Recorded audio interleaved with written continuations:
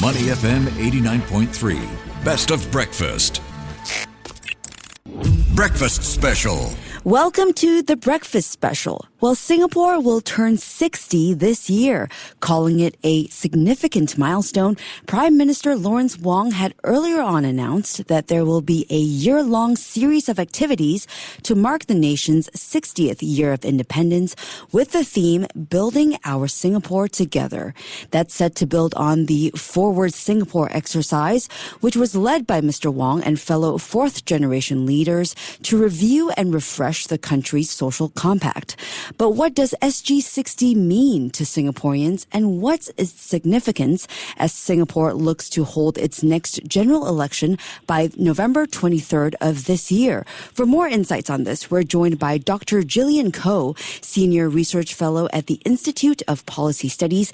Gillian, welcome to Money FM, and thanks so much for joining us. Good morning. Happy New Year, and glad to be on your show today. Happy New Year, and it's always great to have you on the show, Gillian. So we have lots to look forward to this year. First off, let's talk about SG60. What are some of the key milestones or changes that you believe have been most significant in shaping the Singapore that we know today? Well, there are so many, but let me just start with the economy. When we were independent, I think most people knew that we had a struggle ahead to achieve economic viability. So I think, we are a first world economy today, certainly a knowledge-based economy. We've come a long way. I think the key milestones are that in 1975, we attained full employment on the back of a new economic strategy of, being export-oriented and inviting, multinational companies to invest here and to create an industrial base that really, provided good jobs for everyone. And I think by the time we reached 1985, 80s, we had then pivoted to being also services economy. So we had two engines going, which is, of course, manufacturing and services, and then we grew an external wing. So I think bottom line for me is that, we've achieved economic development to become a first world economy, and that we are now at the top of international indices for human capital development, which means if you're born in Singapore today, you have a very, very high chance of achieving your full human potential, which says a lot for, having been an improbable nation. We survived. We thought we couldn't, but we have. There's so much to say on the social front. We've held together through these years, but we can talk a little bit more as we go through the interview. Yeah, like you said, we really have come a long way, and we know that Singapore is a relatively young nation compared to many other countries. So let's talk about the importance of this. Why is it so important to reflect on this moment in history, and to what extent do you think the theme for SG60, which is Building Our Singapore Together, how will that resonate with Singaporeans? Well, I think that's precisely the point. We have been building Singapore together since 1965, when we knew it was going to be difficult because of the two threats of communism, which would suggest that, the solution to development is not to engage the global economy because, capitalism is going to be something that is oppressive to workers. We also face the threat of communalism, when the idea is that, wait a minute, one race should be dominant over the other politically and socially. So we've, faced the threats of communism, which would be pitching capital versus labor, and we faced the threat of communalism, where we were not sure whether we would build a society that could hold together across the races. And we've done it. We've done it over 60 years, and we've done it because we had this vision and a belief that we are better when we do life regardless of race, language, or religion, that everybody should have a fair shot, an equal shot in life, whether it's education, work opportunities, the prospect of building businesses, but most importantly, that we treat one another as equal in status in all aspects. So that's why that theme of building Singapore together, forward Singapore, reinforcing that idea is very key to this marking of our 60th anniversary of independence. Yeah, so you talked about vision there, Gillian. So let's talk about the Forward Singapore exercise, which has generated a lot of discussion. And of course, this exercise is part of efforts to review the country's social compact. What kind of connections would you draw between Forward Singapore and the SG60 celebrations? Are there specific areas or policies likely to get more focus or attention in the year ahead? Well, I think after independence, we've sort of seen at least 2, if not 3 generations of Singapore citizens, right?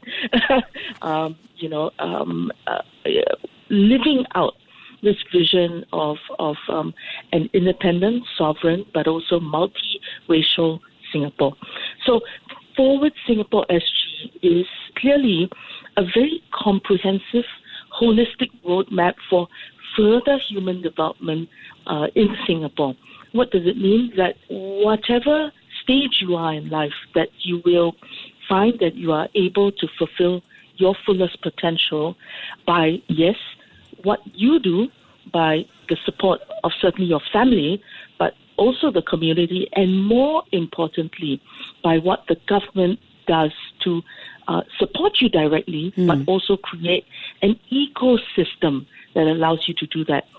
So long and short of it is that Forward Singapore roadmap, created through the consultation with citizens, is going to provide more support by the government for you if you are, a senior, that you will see there are so many pieces to supporting seniors to age in place, to age healthily.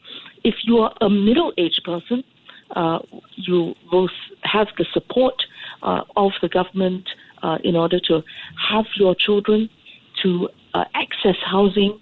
There's more promise to do that, but also to renew your skills, to keep employable, to continue to have good career paths, to support your family, right? The family that you are building, but also your seniors. And at the base of that, then, if you are a young person, there are far more opportunities for exploring your passions with educational pathways. I think what is really, really new is the fact that we've now got ideas from the government and implementation of ideas to support those who will, of course, life is difficult sometimes, might fall into involuntary unemployment. So you'll see that there's a slew of programs within what is called the Skills Future series of social support programs to help people if they were to fall out of employment. And that is actually quite new and recognizes this need to strengthen, introduce new parts to our social support system in Singapore. All right. Well, Gillian, of course, we have to talk about our upcoming general election. It is on the horizon. It needs to be held by November 23rd this year. Do you think the timing of SG60 will have an impact on how the GE might pan out? Looking back 10 years ago, back in 2015, SG50 coincided with an electoral landslide for the PAP. Might we see a similar pattern, maybe? Well, I think you referred to, yes, SG50, and we did actually see a bump up in popular support for the PAP. I guess what it is that each of these milestone anniversaries in our story of independence allows us to reflect on what we have come through in the past.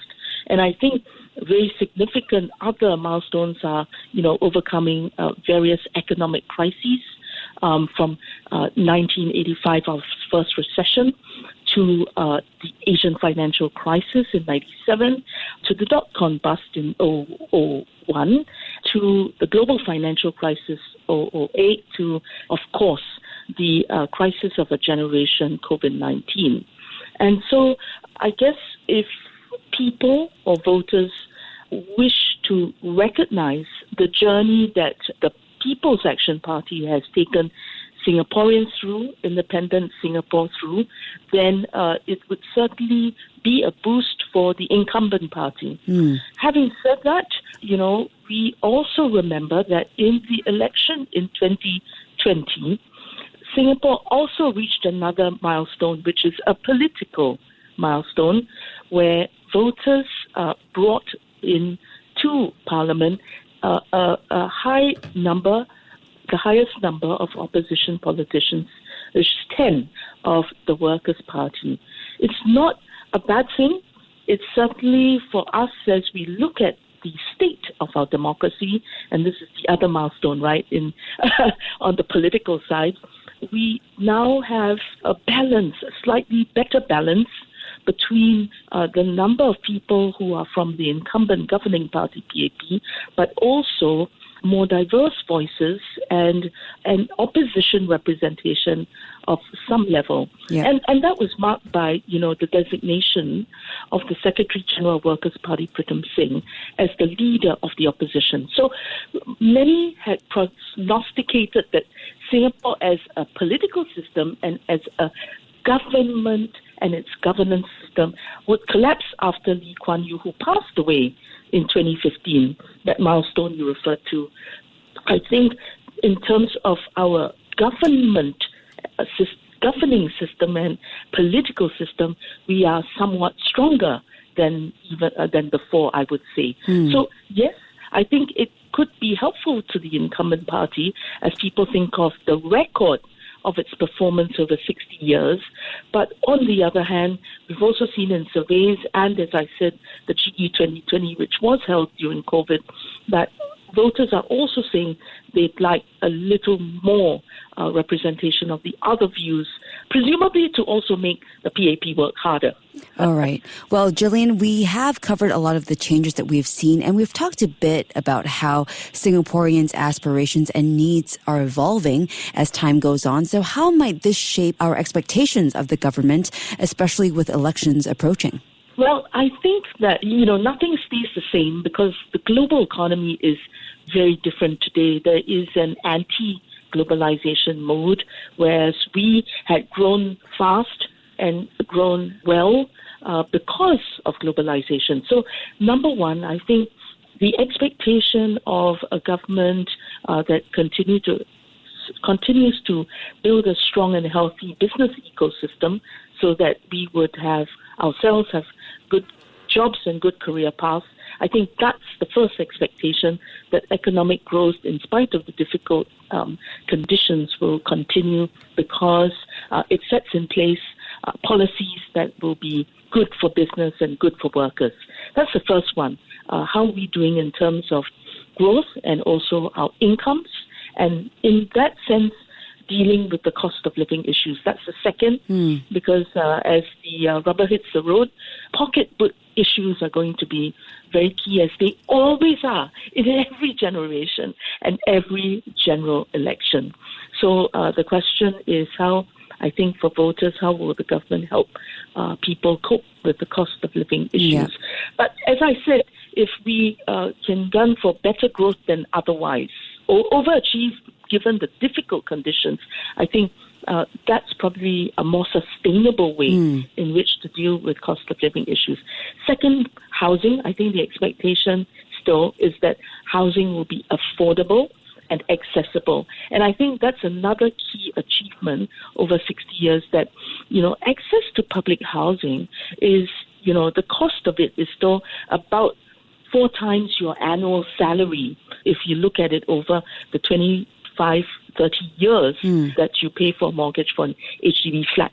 But people, when they look at resale values, if they were to go into the resale market, they'd be worried. So I think there is a lot of expectation on the housing aspect and a sense, a mood. Not everybody's buying a new HDB flat every day, but what is that sort of, there's a fear factor, but there's also reality, and bridging the two, I think, is going to be quite key. And finally, I would say the expectation is that in the stages of life, from having children to managing the children and your seniors, and the seniors aging well living well. I think there's an expectation of, some help that way. But if people look at the Forward Singapore game plan, they'll see that there's going to be government support, but there's invitation to community to help with all of this. And even when we talk about business development and economic growth, that's also the community of business leaders coming forward to not just think of good ideas, but also to have inclusive workspaces and jobs that pay sustainably well over the long term. All right. Well, Gillian, we covered a lot of ground here and we are running out of time, but we have to end on a personal note. Very quickly, what are your hopes for the country's future as we look to continue growing in the coming years? Well, I think first it would be looking at seniors, and of course we all have seniors in our households. How will they age? So I think looking at, the establishment of far more elder care centers, aging care centers, I think healthier SG, Age Well as a program, I think that's going to be very, very key. The second one is really good jobs and, good career pathways, even for those who have disabilities. And I think for me personally, that's important. The final piece is this, and we didn't mention it. In 2021, the government introduced what is called the Green Plan.